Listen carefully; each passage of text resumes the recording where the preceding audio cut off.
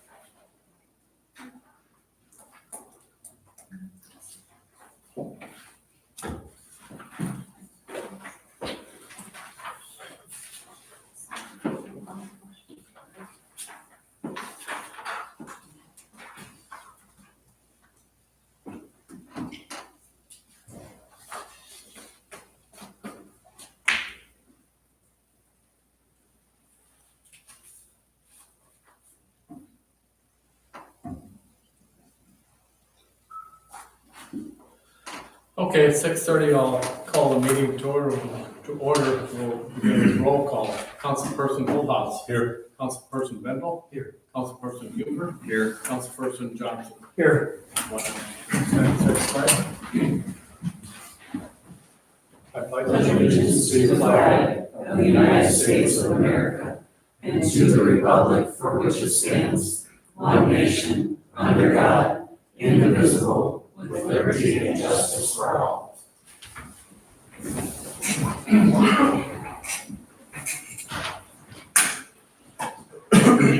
There's no public input tonight, so we will go to seek a motion to approve the consent agenda. Just to clarify, there is public input tonight, but no one has public input. Just so they know it was on the agenda. Make the motion to approve the consent agenda. I second. Then moved and second to approve the consent agenda. Any more discussion? If not, we'll vote.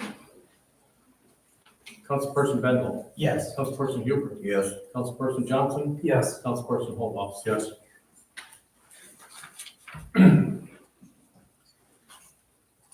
Staff reports.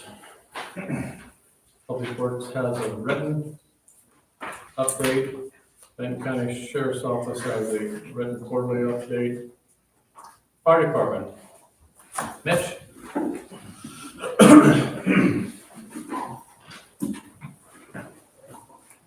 We get a second term this year. I'm back. Those of you that know me, don't know me, my name is Commissioner McDonough. I'm an assistant chief at the Urbana Township Fire Department. And you guys have a printed report, quarterly report for Q3. Calls for service. So we're at 107 incidents through end of Q3. Really kind of puts us right on par where we've been probably as we head to the end of the year, as we have been for previous years. 47 EMS incidents, 12 vehicle accidents, 3 carbon monoxides, 1 gas leak, 3 vehicle fires, plus 1 tonight before the meeting. 7 false alarms, 5 public assists, 18 grass fires, 4 brush fires, 5 building fires, 2 trash fires. Any questions about calls for year to date? No? A couple things we're working on, as of current time and recent time. Fire prevention is going on soon. We usually put together a really good showing at all the schools, both here and in Center Point. Mark Smith, one of our captains, is the leader of that group, so we'll have a group going to both schools, both cities again this year. Also this year was a year for EMR research.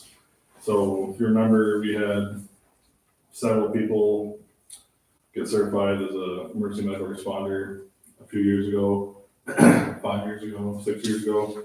This year was the year for research, and as of last month, 100% of the people that we had that held EMR certifications are recertified. So 100%, so that is nice. Next year will be EMT recertifications. So we have probably Q4 26 into Q1 27, we'll have anybody that had participated in achieving their EMT B status will be having to recertify at that time too. So, it's cyclical, the hits keep coming. We are currently sitting at 23 staff members, and we have a couple of applications to sort through, so we may grow. We'll see how that goes. And then the only other thing I have is I'm going to pass this back to Trent, or pass it over to Trent, actually. Just for some general conversation on further discussion as to our participation in the fire department with the site prep for the Pollinator Park and how that's going to go going forward from a fire department level. So that's a project that's on the forefront for us, project, training opportunity, whatever you want to classify it as. It's multiple things. I'll give you the floor back. And, sorry, do you have a question? I just said thanks. Okay. I would like to point out one of our captains, Mike McFarland's in the back row there. He is central to our training program. He's got some things he's going to speak on tonight as part of the report as well. I guess what I have to speak to tonight from the fire department's behalf is the leadership of the department needs some clarification of some events surrounding two Union Avenue. We've been drug into the center of what appears to be a lot of misinformation and false information regarding that property. And I'm here to get some information collected as to what was going on there so we can make an informed decision as to what our role is going to be in that going forward.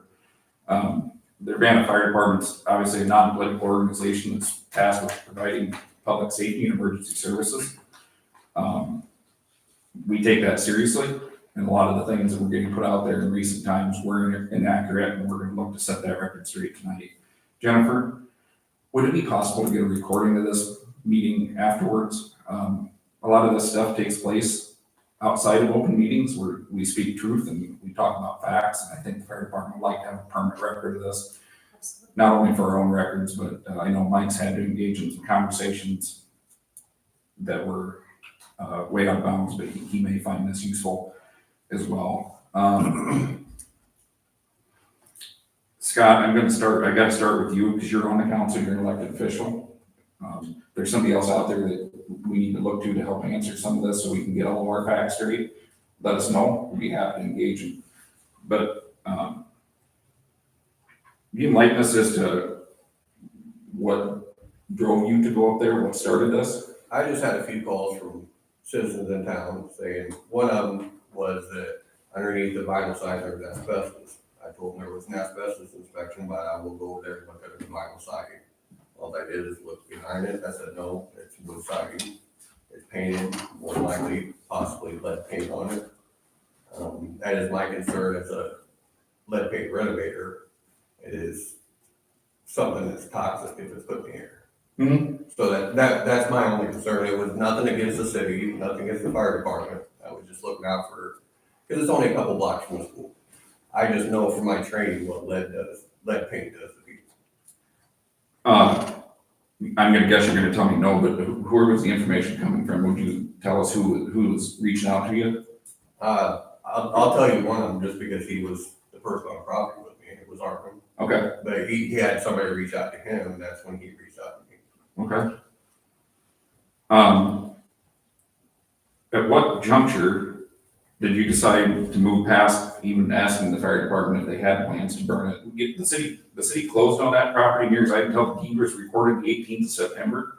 And the email complaint went to the DNR on the 22nd. It's about one business day. We haven't even had a meeting since then, so I don't know. I'm a little confused as to how this got to the point it got to. I, like I said, the people that brought it up to me said that it was gonna be a controlled burn. I didn't know anything about that, and like I said, I'm just looking out for the safety of the people. If you had to do it over again, would you handle it the same way? I mean, it would probably go a little bit different route, yes. Okay. The email was forwarded to me on Tuesday morning. The email went out Monday evening. I got a phone call from the DNR. I stand corrected. We jointly reached on a phone call because I didn't understand what was going on. I reached out to him and he got back to me. We began having dialogue about property at 4 Wood Street, which was news to me because I didn't know that the city was acquiring 4 Wood Street. I did indicate to the DNR that we were talking about 2 Union Avenue. And then I addressed the fact. Just for your record, the city did not purchase 4 Wood Avenue, just so that that's on there for you, that Yeah. we did not purchase that. There's been some confusion out there about that as well, and that someone's there renovating that property. Okay. It's because I've been asked several times, I'm like, we did not purchase 4. So just to clarify for the Yep. recording and the public, I think that's important. Yeah. Is that the White House that's kind of behind? Right by the pond department. So one of the first parts of the conversation I had with the DNR was everyone's aware there's a difference between a controlled burn and a training burn because it keeps getting referred to as a controlled burn, and that there's different laws regulating those and different testing practices. We're all clear that the fire department is not doing a controlled burn. If the fire department does anything up there, it is a training burn. DNR was confused about that. We clarified that. I guess the other part of it is if you'd heard the fire department was gonna burn it, That was the first time I'd heard that. why was it automatically assumed by everybody that was up there looking at this that the fire department doesn't have a burn permit process that we have to follow, and that there's testing that goes along with that? Because again, we didn't even have time to meet internally as a department to even discuss whether we were gonna have a training burn, let alone get the DNR and start the paperwork. Mike is holding a binder back there of what that looks like when we do a controlled burn. One burn. Burn permit, NFPA burn plan, the whole works, property owner releases. And this conversation then moves into, how does the fire department not know about this? This is what I keep getting asked. Well, how did the fire department not know they had to do this? Yeah, I have nothing to do with that part. Well, you kind of do, because this is where it starts from, when you go up there.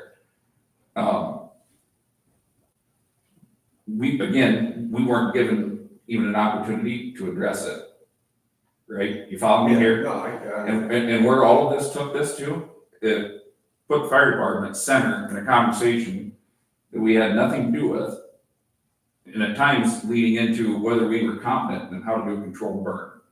We know, we're well aware of what that requirement is. I also understand that you went up there and looked at the paint. Yes. Did you test it? No, sir. Are you certified to test it? Just by identifying it, yes. Like, what method do you use to do that? I mean, if I did test it, I used the test swabs. There's times on my job site that I have to test for lead paint. Do you have any results from that? No. So you're saying it has lead paint, but it wasn't tested, or you know it's got lead paint by a different method? Just by the looks of the paint, it looks like lead paint to me. Again, we're asking this information because we ultimately, as leadership and fire department, have to make a decision whether we want to be part of this, because this isn't been exactly a straightforward operation I here. can show you, this isn't a picture of that house, this is another house I'm working on. When paint, let's see if I can back to it.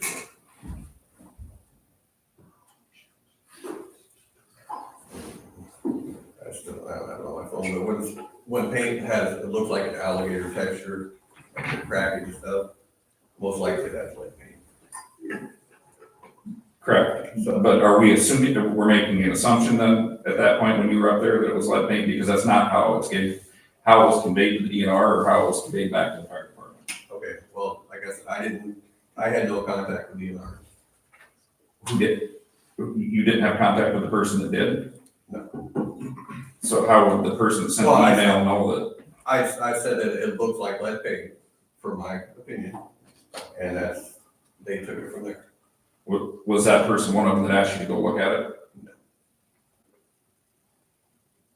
So I guess I'm struggling to draw the distinction between how you ended up there looking at it and how the DNR was involved with it before we even had an opportunity to reach out and talk to them, I guess was where I'm trying to get to, Scott.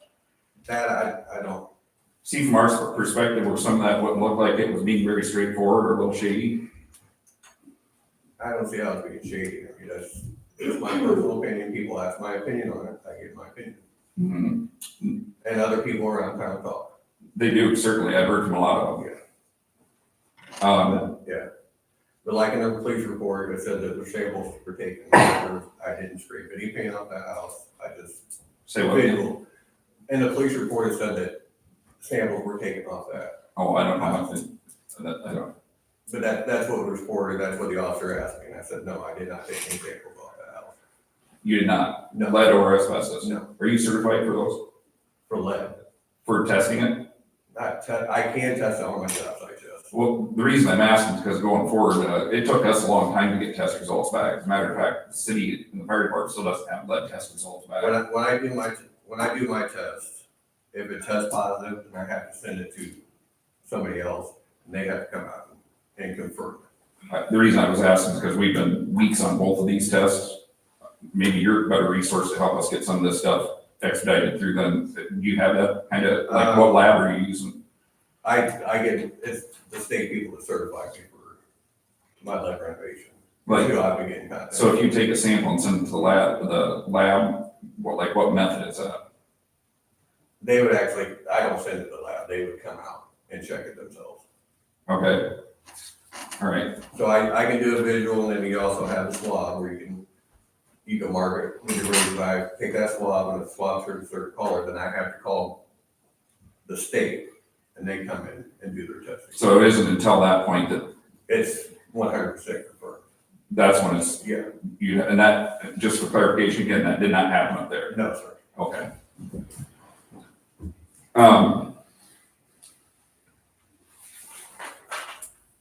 So there's really no results to discuss, correct? We don't have anything definitive here outside of what the asbestos test that was done prior to the city acquiring the property, right? You don't have anything else? No. Okay. I think we're trying to get a little better picture of what's going on here internally. That I think got us drug into something that isn't necessarily our deal, but overall, I wasn't here last month, but I understand you were against the property purchase, correct? Yes, and it wasn't anything to do with that, it's because the reason I was against it is the city's purchasing the house. My thing is that money is supposed to come from the second phase or however you want to call it, for the second grant that they're getting or that we're applying for. Well, now we're spending money on a grant that we don't know that we're gonna get. Fair enough. That's the answer. I want to drill down on the reason I'm asking is because the fire department's trying to decipher if we would move forward with doing a training fire here, is this going to continue to be an issue at the council level? Are you in favor of if we get to follow, are allowed to follow our process and it comes out that the DNR is okay with burning it? Is there going to be more issues that we need to expect laying out here in the weeds? Okay. No, it's not as long as everything's done by. And then would that be your I know you guys are gonna do it by the books, but as long as they confirm that there's no lead paint that's gonna harm, like I said, my concern is there's a school 2 blocks away. Well, that's all of our concern. I mean, that is what we're here to do. We are here for public safety. And again, that's where some of this, I think, from the fire department level, we find a little bit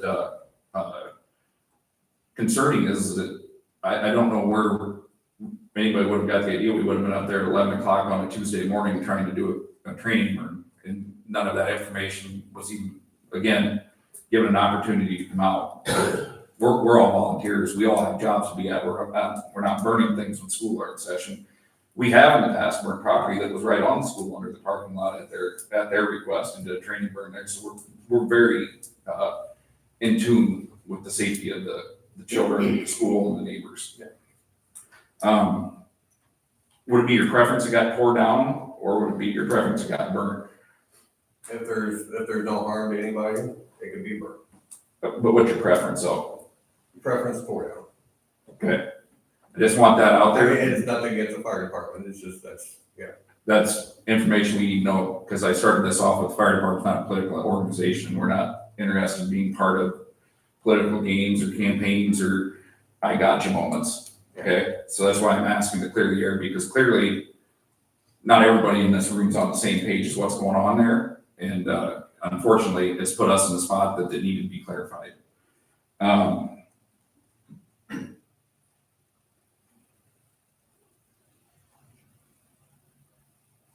You know, Mike's got a lot of information put together on this, the value of the training and how that would actually look. And I'm just gonna close with saying it this way, as a blanket statement. Nobody in the leadership or the membership of the fire department, believes this was all just done by happen chance and poor timing. And we believe that it was a much bigger, game of a political I got you. Unfortunately, I don't know whether it was to try to catch Gary and Jennifer and the counselors, or something to that effect, but that's what it appears to us to be. And that's why we're asking these questions, because that's not what we're here to be part of. That is not what we're gonna be part of. no, and I understand that, a lot of people in the community do that. But my concern was looking out for the safety of the people of Urbana. As was ours. But we were never given an opportunity to explain that, and then here we are. That is our job, the safety of the community. The council member never even gave us an opportunity to lay that out. We didn't even have a chance to have that discussion internally on what that looked like, when we would do it, if we could do it, what value that property had to us. And look where that went, is my point. And I'm looking at you because you're sitting next to me and you were the one who went and got the sample, but I would say to any one of you that were part of that, but I'm saying. You're wrong there. I did not get a sample. Right. Okay, fair enough. Yeah, you're right. I didn't get a sample. I just want that stated, because we're recording this, I did not take a sample. No, that's a fair point. You did not get a sample. That should, put a lot of this conversation to bed there in itself. That you did not get a sample, you're not certified to collect the sample, and you did not send one to the lab. Correct. All of which are things the fire department would do as part of the burn permit process. Glad you took it upon yourself, I guess, to do it, assuming we didn't, but here we are, because now we've spent the last week talking about why the fire department didn't do that. I apologize for that, that was not my intention. Like I said, I was looking out for safety people. I just know, even on home inspections, yes, the bank did home inspections. My dad's a realtor. I have seen houses that banks have passed on, like asbestos inspections. Old houses, if they have the paper tape around the ductwork, that's asbestos. Sometimes they don't look at that. Sometimes their shingles are asbestos. I don't, are you confusing a home inspection with the asbestos tests that were done by the lab on Ankeny? I didn't know an actual lab had done a test. We Just to have, clarify, that. that was shared in the public meeting, that there was an asbestos done, and what the results were. We shared that in open session before the property was purchased. What I've heard from other people, it was done by the bank, and that's all I heard. The bank doesn't do an asbestos test. The bank, during the conversation, before that property was sold to us, one of the requirements was that an asbestos test was done before the city would acquire it. Did they do a lead test also? Because I thought that. There's not a requirement that there needs to be a lead test to That should purchase be. a property. That should be disclosed in the sale of a house, though, if it had lead paint. That is supposed to be disclosed in the sale of a house. Just before you're done, Trent, for your record, I would also like to state that with the high concerns apparently that were out there, the mayor did not receive a concern. The city administrator did not receive any concerns that came into the office. The deputy clerk did not receive any information that came into this office. And it's my understanding no one contacted the fire department with a safety concern either. And again, with the short amount of time that you said from the time that the city closed on this property to the time that there was a complaint made to the DNR, I just want you to know also that none of us here at the city took any complaints either. I would also, because the deputy county sheriff that came to speak with me about this, I just wanted to be on your record, that it's my understanding that I did ask, once we found out who did go to the property, I did ask that there was a conversation had with whoever the two individuals were that went on the property, because they were not authorized by the city to be there, nor were they contracted by the city to be there. And also, the other piece of information is that actually I'll take this to share with anyone on the council. The city council's role is to act on policy and legislation. It is not to act on daily operations, period. That's the role of the mayor, and that's my role here, or it's Trent's role and the role that he has for the city. So I would recommend that if there are concerns, or if you receive concerns from anyone in the city, that there is safety to our citizens, I would expect that it come through this office, it go to Benton County, it go to our fire chief, but it go to someone else. But please do not act on your own. You're not authorized to do that, and Benton County also said you are not authorized to do it. Because the city can press charges. It's my understanding, I would hope, the city is not going to do that. But I would like to reiterate that no one is authorized to go on city property. It is my role to do that, to contact Benton County, because we had a serious theft on city property, not even a week and a half before this happened. So if someone goes on city property, you're darn right, I'm calling Benton County. The fact that it happened to be two individuals that I did not know who they were, it's my job to do it anyway and report it. And everyone in this council was notified that we had a serious theft on city property. You didn't receive an email, or you did? Yeah, but I didn't. So aside from that, what my intent, that those are city issues that you as a council need to sort out. That's not what my role in this discussion from the fire chief's perspective is. But what my role is to get information so we can make an informed decision about what's best for our organization. There's a lot of parts of this that raise cause for concern on our end, and to the rest of the council, I don't know what our decision will be, whether we proceed with it or not, regardless of what the test results are at this point, because I think there are more things at play in the reasoning behind what went on up there than just that. I think it's unfortunate the fire department was put squarely in the center of it, to the point that we had to field questions about our competence on what we know and what we do not know about doing controlled burns. And that's where we're at. That's where I'm at from the position of fire chief right now. There's two other members of the leadership here. I know Mike's got some things he wants to say as well as part of the fire department report. I think I'm going to close on that and turn it over to Mike unless council's got questions for us. I do have one question. If this does pass, when would you end up doing the training burn? Just out of curiosity, because if it's like on a weekend or something, I kind of actually would like to watch. So if we were to do a burn, we probably would look to train in the house for a couple months, period, just in general, Okay. on So several we get other. familiar with the layout. Yeah, Okay. Mike will go through some of that. So, and then when it would be burnt probably on a Saturday or Sunday.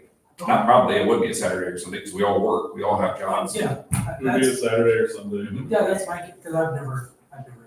At this point, it would be. So in reality, it would be sometime this winter on a weekend.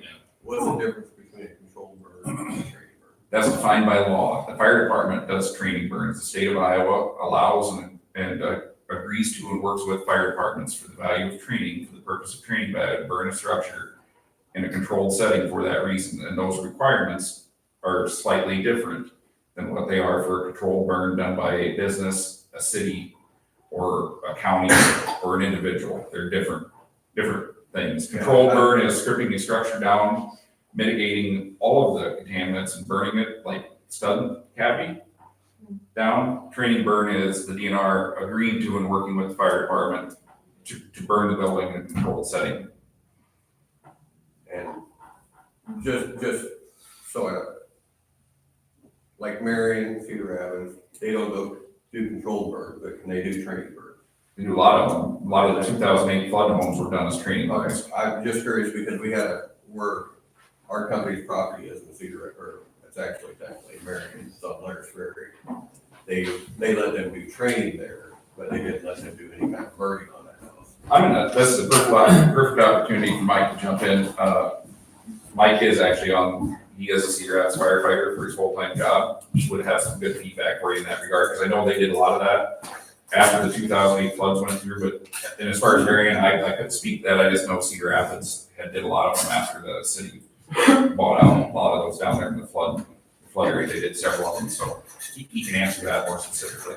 I was just curious because I know when we asked about it, we actually let them use it for training, where they cut the holes in the roof and smoke training inside, but we wanted them to burn it down. They said they cannot burn it down because that's just regulations. I mean, Walker's just done a couple of them in the last 6 months, 8 months. They've just done a couple of them. Benton's done several of them the same way. When the city had to buy out some areas in floodplain over there after 2008, they've done a lot of training burns over there. Their fire chief was just over here not that long ago talking about that. So a lot of communities are doing it. I can't speak to Marion. I don't know what Marion's got going or what specific. They might have an exposure issue there too, where they didn't feel like they could comfortably burn it without putting another piece of property in danger. I don't know. So my name is Michael McFarland. For those who don't know me, I'm the fire department here. As Trent said, I'm fortunate enough to do it for a living, so I get to be a kid for my job. To address your questions about Cedar Rapids specifically, I can't talk with any concrete knowledge about what their process is or why they do or don't burn a structure. That's our training division. They are in charge of whether or not we do training burns on structures or not. I can tell you in the past probably 3 years, maybe 2 years ago, we have burned a structure out off C Street. I know we have a lot of what we consider acquired structures we use for training, varying levels of what we can do on them. For example, we have one right now where they are going to be renovating it, so it's very non-destructive, throw ladders, you can't flow water in it, etc. To the other extreme, it sounds like one that your company had where it's getting torn down or whatever. We can cut holes in the roofs, we can break windows, we can do whatever. All of that is subject to asbestos testing prior to it. I don't know if that's maybe part of the reason why they told you they weren't going to burn this one. They just said because it has to be, asbestos has to be remediated by DNR regulations. That is a big stipulation. So it may be, quite frankly, it may be a financial burden that they don't want to take on. And if the owner of the property isn't willing to do it, they say, oh, okay, thanks for letting us use it, but we're not going to burn it. So again, I can't speak to that. I can tell you that, yes, people around the state do training burns of structures all the time. To set the record straight, some people may be aware there's the Facebook conversations going on, that this narrative that has been put out there, again, like Trent kind of alluded to, insinuating negligence on behalf of the fire department, that we weren't going to test for this stuff. We don't know what we're doing. What standards was the asbestos testing done to? I want it on the record for everybody here. There was questions about what does the EPA say? What does Iowa Health and Human Services say? We could go on and on. You want to know what the tax code says about it? Like, where do we draw the line? Okay, like Trent said, we've done these. Okay, we have a binder showing all the work that we do for these burns. Okay, the DNR has all the stuff about it. Okay, I have the asbestos report from Iowa Environmental Services. Okay, I'm not an asbestos dude. I'm going to trust paying a company that does this for a living is good standards. Okay, it has been given to the DNR personally, and he is very okay with that report, okay? He has no questions about the standards to which it was done, okay? I've got a bunch of stuff. If anybody really wants it and doesn't want to go find it themselves, I have the DNR fact sheet with all of the regulations of what you have to do. It spells out the difference between control burn and training burn, okay? I have the Iowa Administrative Code that references with highlights of pertinent parts. I have 40 CFR, which is Code Federal Regulation, for anybody that doesn't know, that is also referenced in there, highlighted parts. And I also have an example of the notification to the DNR that you have to submit for a burn, okay? Can I just get a copy of that when you get a chance? Absolutely. I would just like. Yep. Thank you. Yep, so again, to set the record straight, the DNR is the one that governs training burns in the state of Iowa. It's not the EPA, it's not Health and Human Services, it's not any other three-letter agency. It is the DNR. And as long as we follow their regulations and are up to par on everything, that is the letter of the law we need to follow. Okay? As far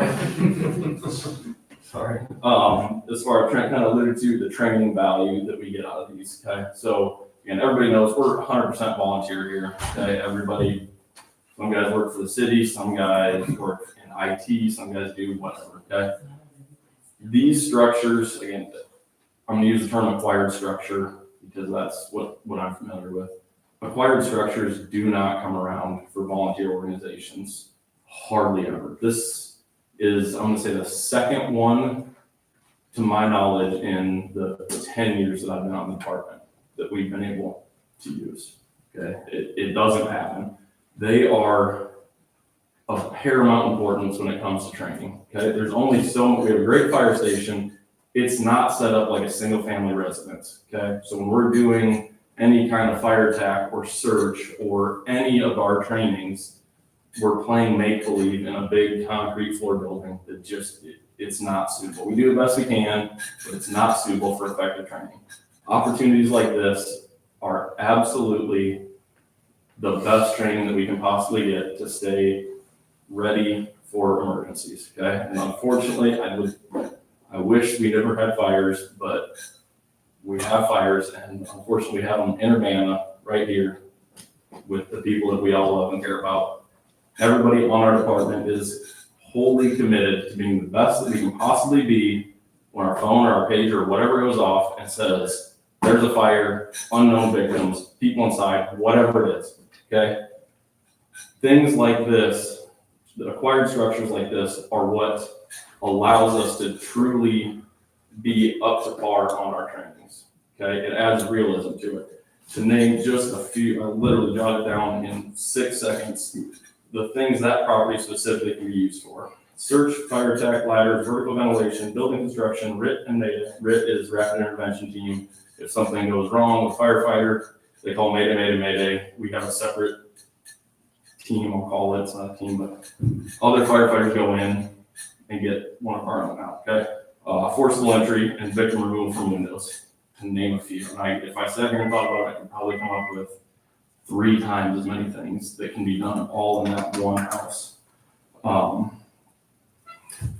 Make sure I hit all my ones here.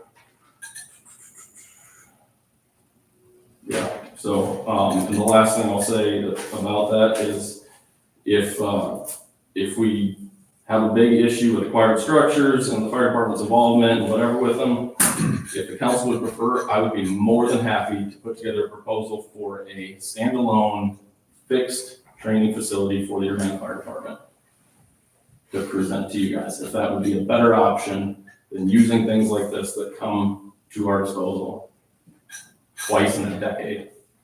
Thank you. Anybody have a question for me? I just, on these copies, if you get a chance. Yep. Thank you, thanks, Michael. Thank you. Thank you.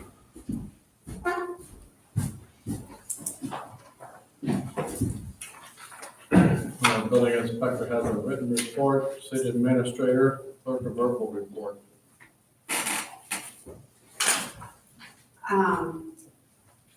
My verbal report was simply, most things that have been sent to the council, but the REAP grant phase 2 just wanting to let you know that it has gone through the second phase of the application process and is now moved to the second round of review at the select committee, which is very promising.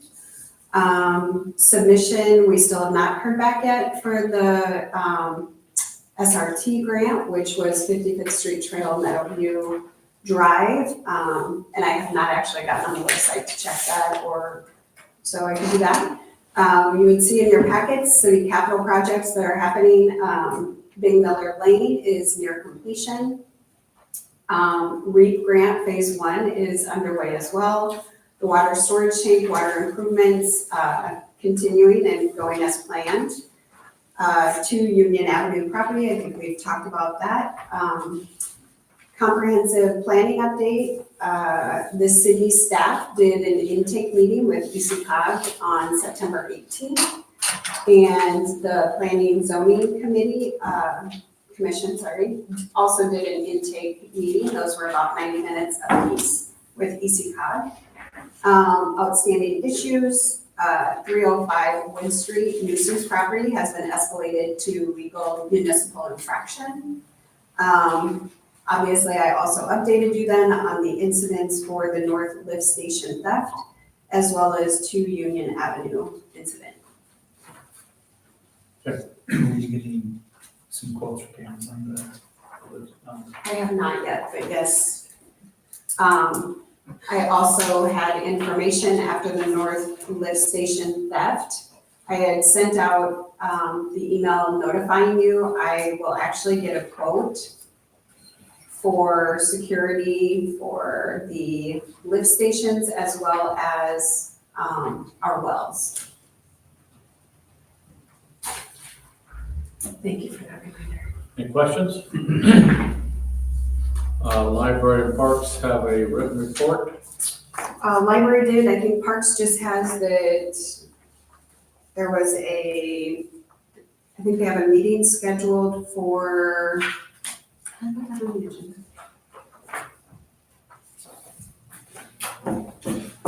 I have it on the agenda that was printed online, Yes, October thank 14th. you. 6 Thank you, p.m. October 14th, I think was the date that was given to me, so It's on your online agenda.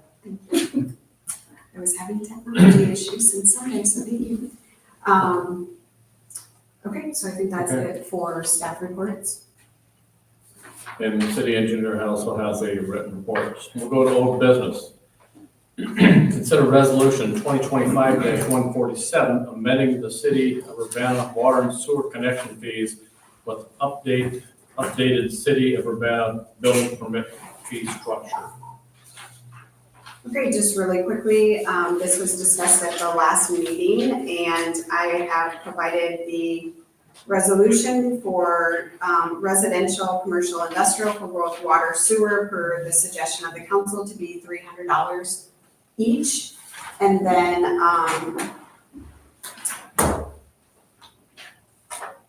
I updated also the fee structure to reflect the $300. And unless there's further discussion, I didn't have any other information. And it was 9 or 950 for, correct? Yes, Okay. yes.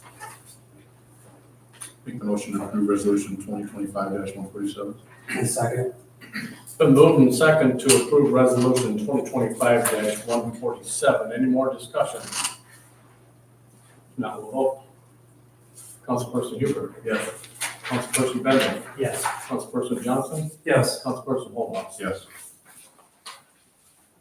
Mayor, John's here. I didn't know if he wanted to give any specific update besides the written.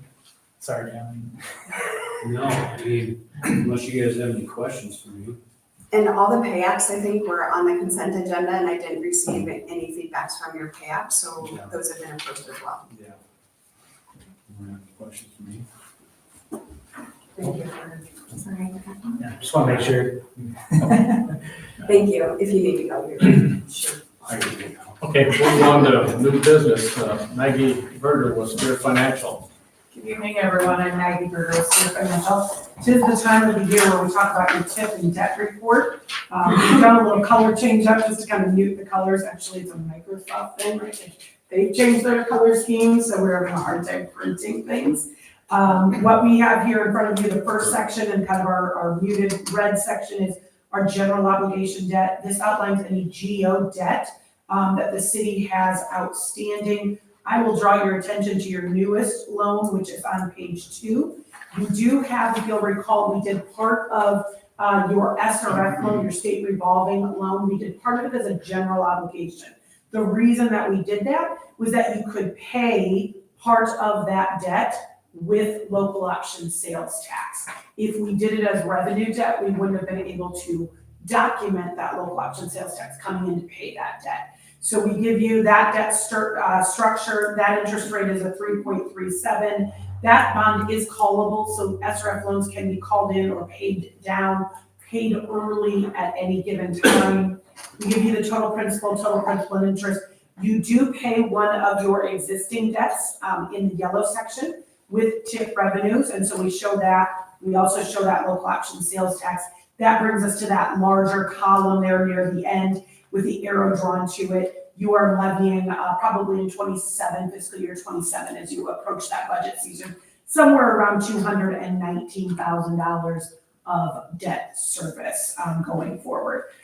We go on then to our orange pages. This outlines revenue debt.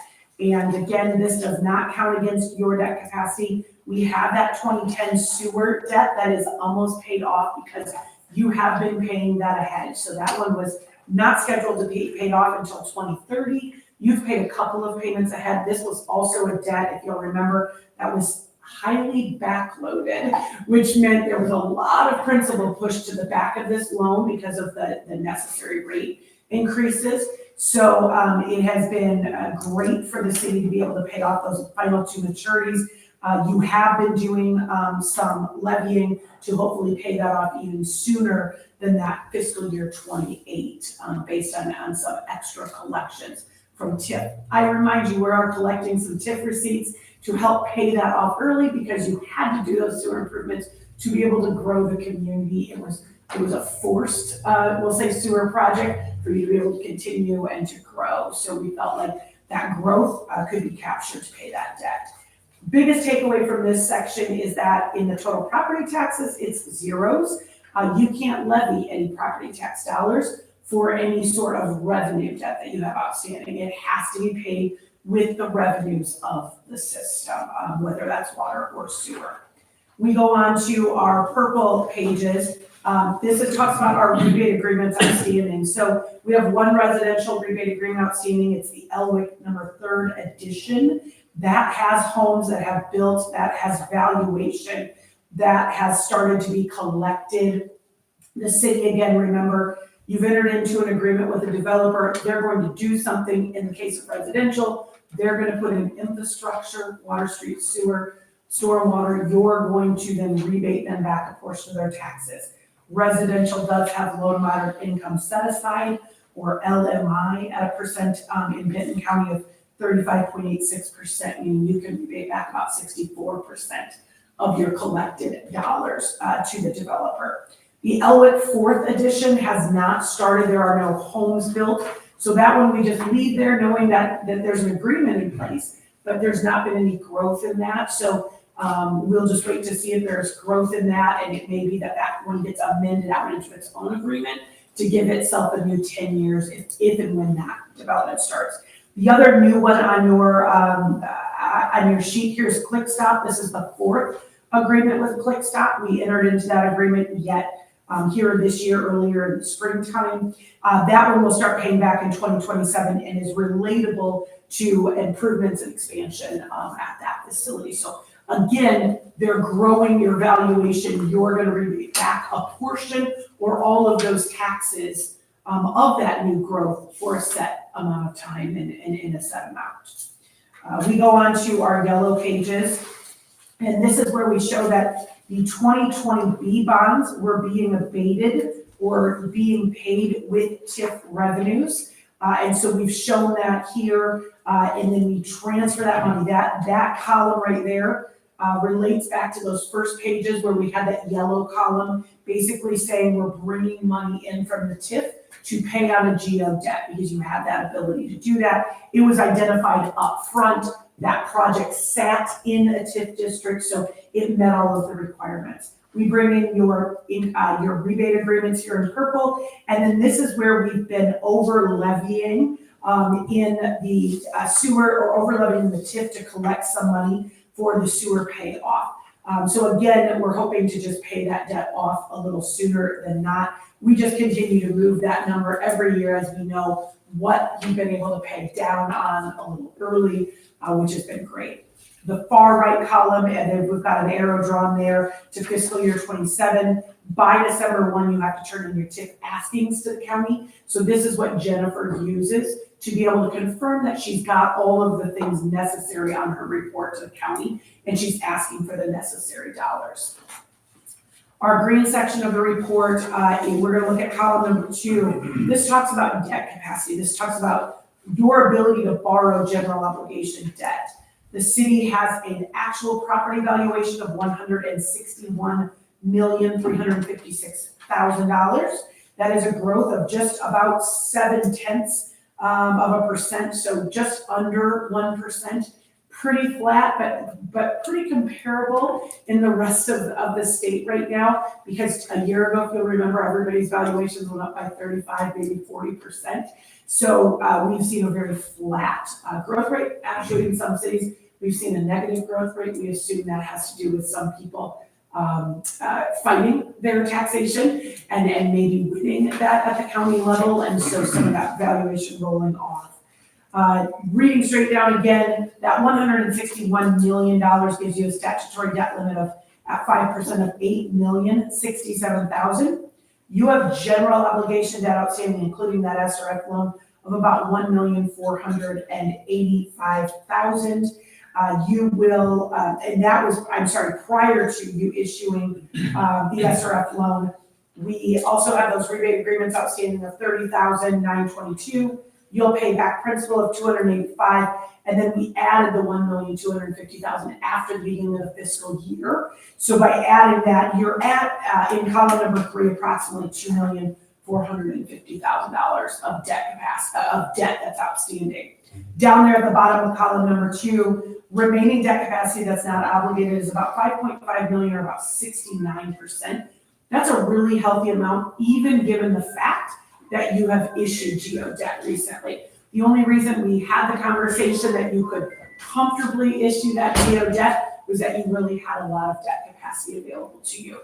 If this number would have been significantly lower, we probably would not have recommended that GO SRF be done, and that meant it would have just been more on your water rates to your citizens. So we're happy that we could fit this one in.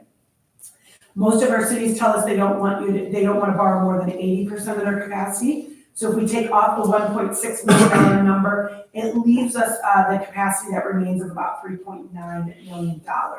So again, still a very healthy amount. I don't foresee the city borrowing in a GO format up to that amount anytime soon, but it does give you some capacity in case something comes up. And I like to say that it's not bad things that come up. It could be good things, that somebody wants to come to town and they're looking for you to improve the infrastructure around what they're going to build and bring you valuation, and that might give you the ability to borrow some money if necessary.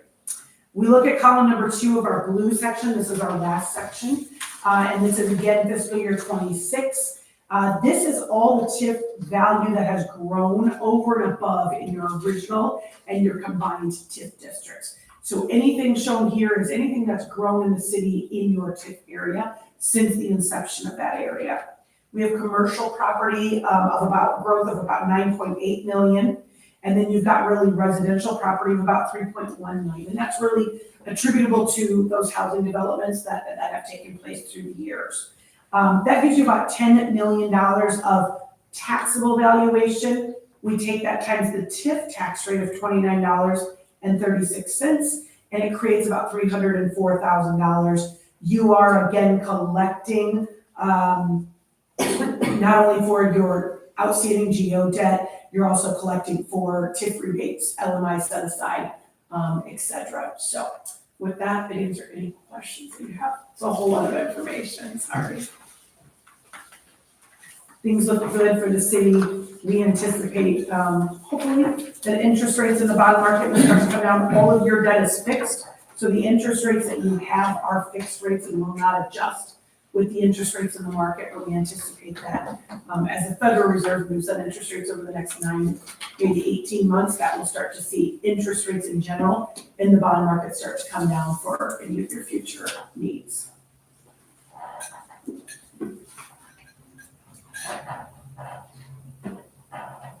Any questions for Maggie? Thank you. Clear as mud, right? Well, I was gonna flip the color chart. Thank you. Thank you. Thank you. Item B, consider resolution 2025-149 to set a date for a public hearing for budget amendment number 1 for fiscal year 26 budget.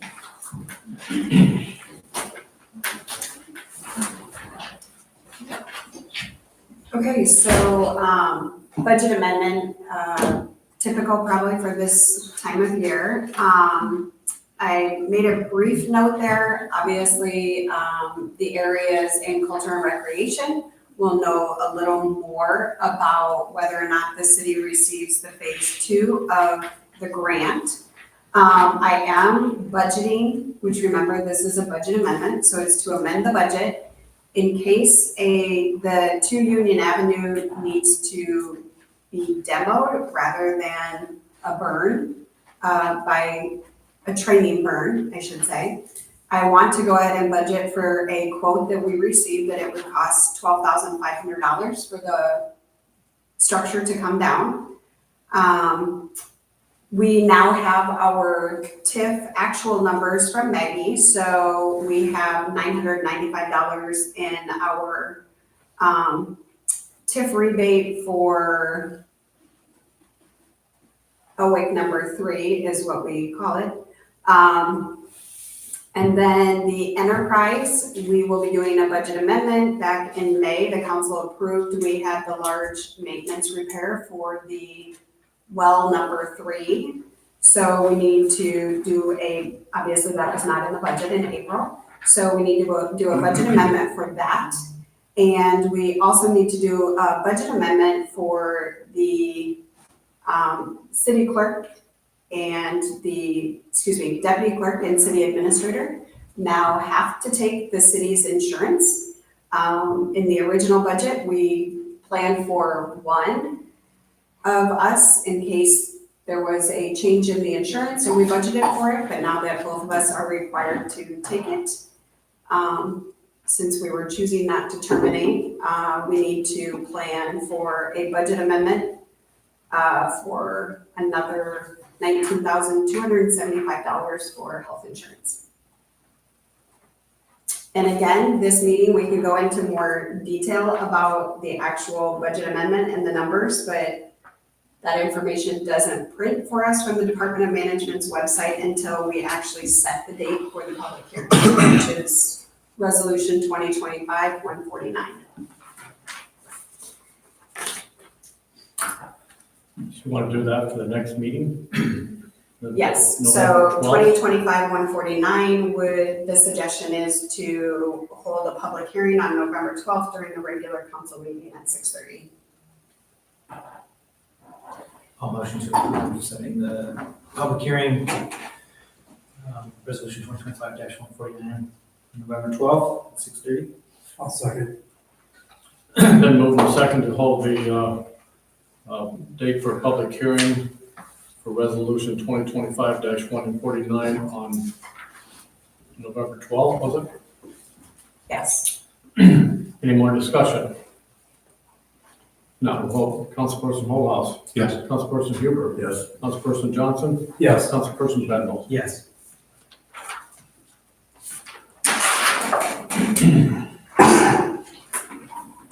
Item C, consider the following for the board adjustments. Resolution 2025-151 to appoint William Richard to the Board of Adjustment.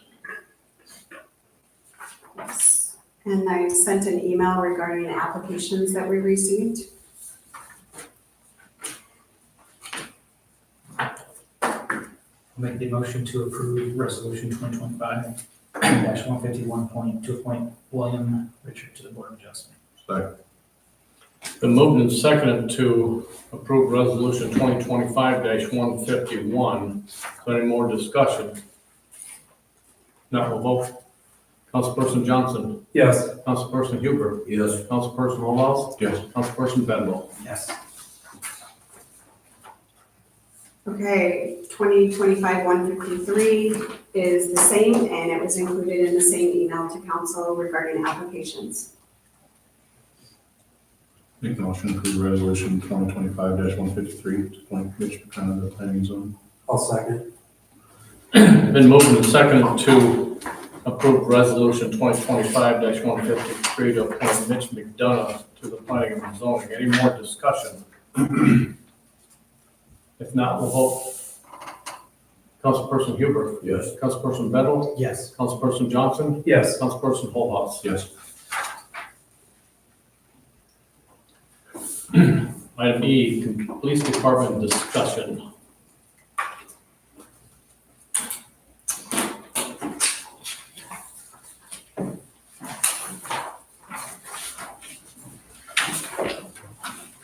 So discussion items that I included in the memo, which I actually started this memo like September 22nd. And this is simply just the information that I was able to gather regarding the 2017 Ford Explorer that the city has currently for the police department as part of the police fleet. We also have a 2020 Ford F-150 as part of the police fleet. 2017. What was that? I think it's 2020. Oh, okay. I'm The sorry. Explorer, I think, is 2017, and I think the F-150 maybe is The 20. 2020, I think. So I just put together, if this is part of a discussion, that it can happen with the information presented.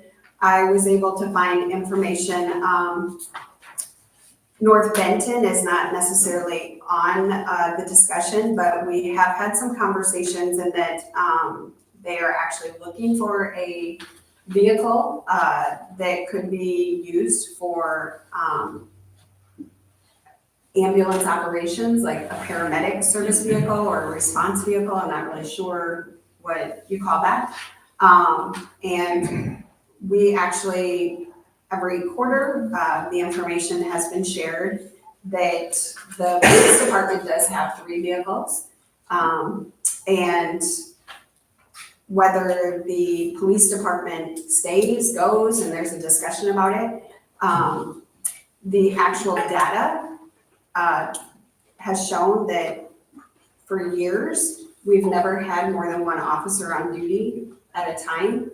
So fiscally, I do not believe that there's any reason that the city would need to keep 3 vehicles. Obviously, the Tahoe is the newest vehicle. I would recommend that the city keeps that vehicle into however long it is that we have police discussions.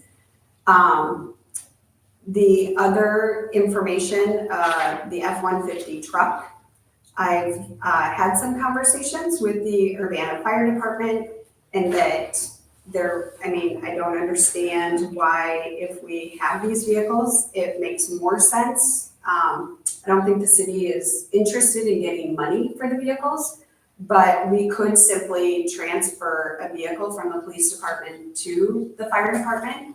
Again, that's not a pressing issue, but it would be a resource since that would still be owned by the city. It can simply be transferred to a different department. So I've just provided information, how many miles are on the vehicle. These also, we need to keep in mind that, Mayor Benson, you're gonna have to tell me again what that's called when it's outfitted for a police vehicle. Pardon me? What is it called when it's outfitted for a police vehicle? Oh, you're basically right. I mean, they just, they put all the light sirens, Yeah, radars, all that. so it's, Outfit, no, not outfitted is not the word, not but outfit. upfitted, okay, they actually used even a different word than upfitted. Receptor? It's an interceptor. Thank you. Sorry, interceptor is the word I was. It's a police package. I don't know what it is. But it doesn't necessarily add value to the vehicle, unfortunately. I don't want to say it devalues the vehicle, but it doesn't add value from the research which I've done. So I feel that we should, obviously, we wouldn't be the disposal of the truck in consideration would be, using the method that you would actually just transfer. It's called a capital transfer from one department to the other. And the other one is just continuing to have, I think I had 2 meetings maybe with North Benton. And simply just the continued need for additional equipment there and further conversation hopefully down the road for how that might look for Urbana. I think I included the recommendation, I included what we could find for market data for the value of that vehicle for both vehicles.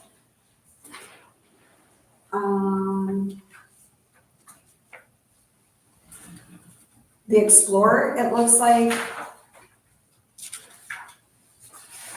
based on the mileage and the Interceptor, that it's possibly between 10 to 15,000. And then based on the F-150, again, the conversation there was simply, would the council want to consider a transfer of a capital piece of equipment from one department to another, so that it's still being utilized, it is paid for, it could be utilized. And I did provide 2 resolutions. Obviously, that is simply for discussion purposes, so that if the council were wanting to take action on anything, I wanted to make sure that I was able to gather as much information as I could. Yeah, we've been paying insurance on the vehicles to set idle over there for a long time. And I think it's in our best interest to do something with them. Fire department, I think, would be a great asset to the fire department. Fire department don't have to pay anything, which if they had to pay something, it'd have to go through city revenue and also township revenue, and it's a wash if we donate that vehicle or transfer. Transfer, it would be a transfer, and per the 28E agreement with the fire department, I would have to look back at it. It's several years old, but it does discuss in there the assets of the fire department and a percentage of shares of the bank of equipment that would belong probably to Polk Township, a percentage that would have belonged to the city. But by simply just transferring the capital asset, it remains within the city. What would the fire department primarily see that as used for? You want me to speak to that? Go for it. So, I can tell you that we're not gonna have any sort of hurt feelings or be bad about it if you guys say, no, we're not gonna do this. But, and we're not actively budgeting or looking to put a fleet vehicle in like that into our building. With the opportunity that is here, this is how we would use it if we decided. So, when we pull a vehicle out of that building, our EMS, EMR, EMT, first responder vehicle is a Ford pickup. We can fit 4 people in it. Traditionally, we fill that truck when we go to a med call.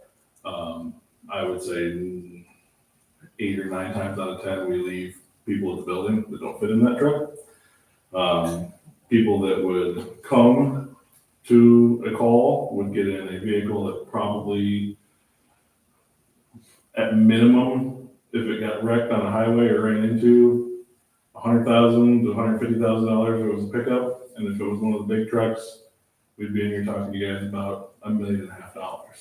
So, for overflow purposes of people and more hands are better on any call, regardless of what the call is, I could see us using it for that.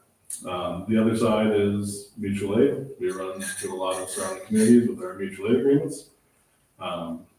the less big trucks that cost big money on the road, is better for everybody if they stay in the building unless they absolutely have to, especially if we're going outside of the fire district.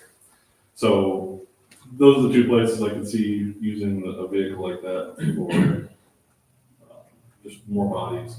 And then we do have a lot of overflow off of our primary apparatus that if we do run a car accident call or we do run different calls, the trucks are jammed full of stuff. So if we could make room to put some of those oil spill kits that we go to Casey's for when somebody rips the hose off the pump, or things like that, stuff that you have to have, but maybe we don't need to have it on the primary apparatus that's going out if we had something else to put it in. So is it an absolute need?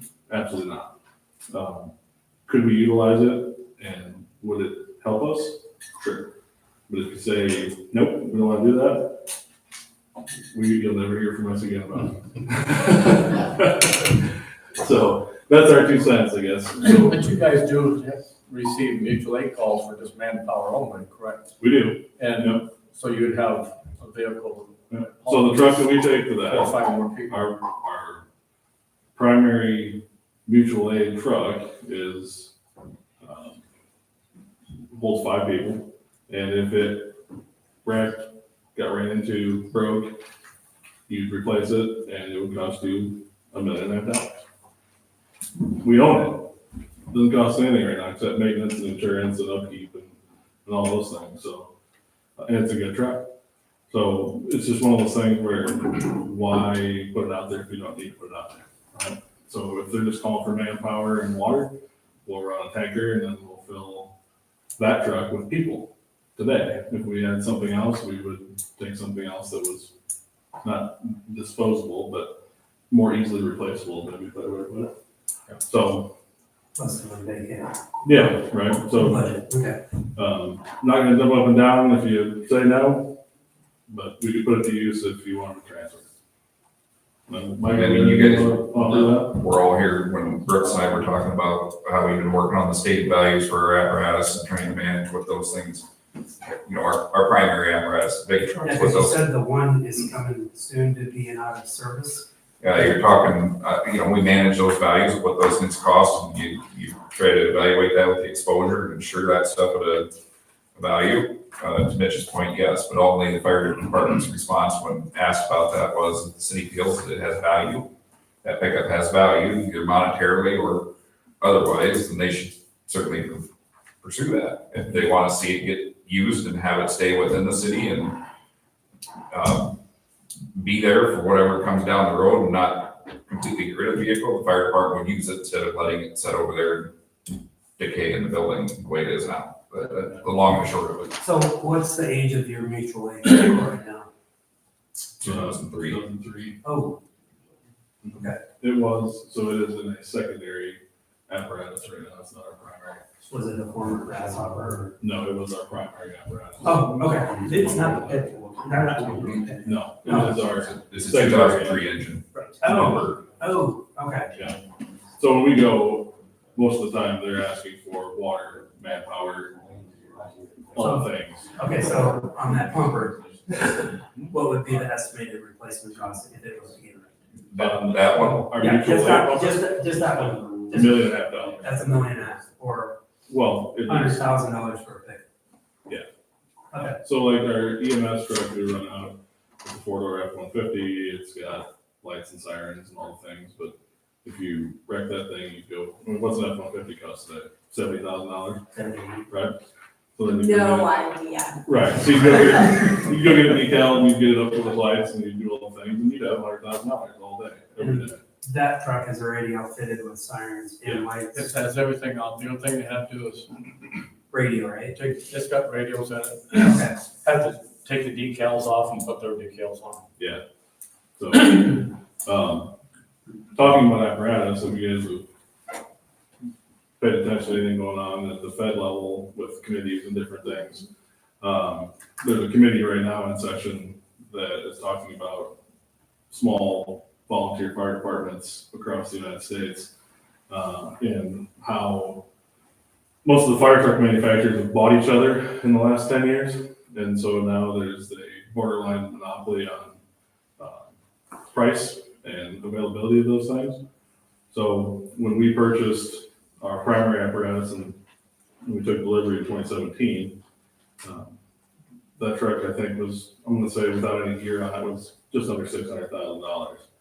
If we went and bought that exact same truck today, probably 1.6, 1.8, and, you know, same truck, nothing different, nothing different. You know, and as we head through things, time goes on, we'll be having to talk about those things. And I remember being in here in 2015, I think, starting a conversation about my fire truck and how much it was gonna cost. And we had a hard time getting everybody to the place to accept that, you know, $500,000 or money was gonna be acceptable. Well, next time somebody comes in talking about that, it's gonna be $1.5 million or $2 million. So it's a big capital layout. And, you know, what's primary apparatus, 15 years? 15 or 20. 15 or 20. So once you have one in service for 15 or 20 years by NFPA guidelines, it needs to come out of primary and go to secondary, which is what we did in 2017. Well, now we've got a 2017, and it's 2026. I want to say like 15 years primary and 5 more. You move it, yes. So when you move it to a secondary or reserve status, you get some extra years to use it. If we don't have to run out and replace one because something stupid happened, then this would be a good opportunity a good cheap insurance policy, I guess, if you will. So, but Thank you. Thanks, Mitch.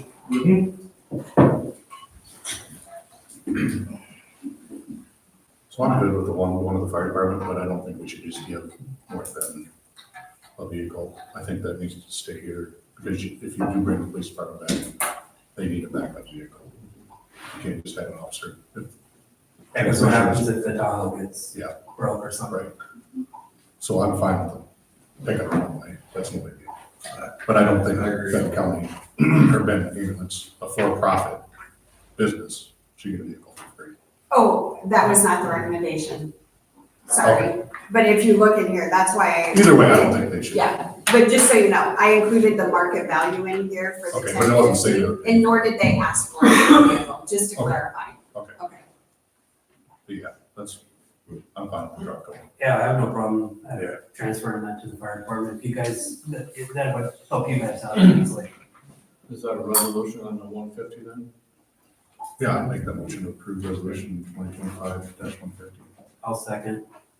Been moved and second to approve resolution 2025-150. Any more discussion? Not we'll vote. Councilperson Bennett. Yes. Councilperson Huber. Yes. Councilperson Johnson. Yes. Councilperson Holdhouse. Yes. That said, I do think that, I know there's that Explorer and the Tahoe, quite frankly, just sitting there. Was there some discussion of having the Explorer be used more as a municipal vehicle for certain things, or? We did talk about that one time. Because these things sitting there is probably worse than more of. They need to be driven. I try to take them out and drive it once in a while, but then there's times I forget. And, but they need to be taken out and driven, you know, once every couple of weeks. And it don't always happen. Yeah, I guess it's something we can chew on, I guess. I don't disagree that pending the, next budgeting year with respect to the police department, you certainly would probably only have 2 vehicles if you're in that one, but it's supposed to be. Okay. Nothing else, I'll seek the motion for adjournment. Motion to adjourn. I'll second. Been moved and second to adjourn, all in favor, say aye.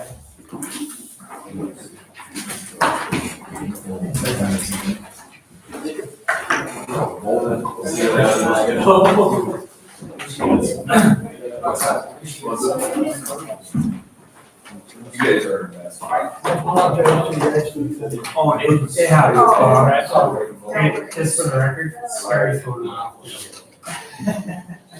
We should start putting a dollar on it.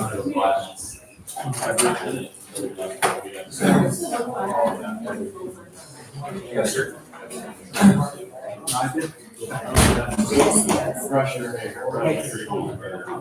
Did you see this, Josh? I sent today. Randy, did you see this? I sent in the basement. He's all shut out. Okay. We're going to sell that. Oh, okay. Ryan said it's happening now. I said it was a I have a contract. And we'll- I have no idea. I guess I mean, that's what it looks like.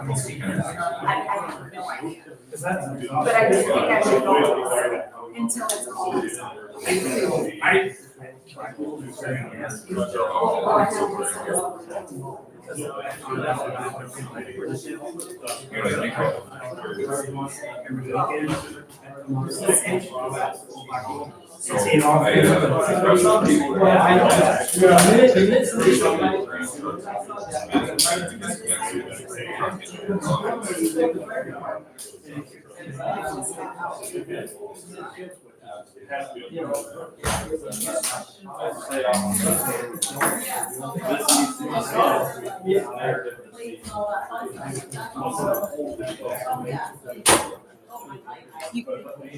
You guys have got to remind me to shut this thing off.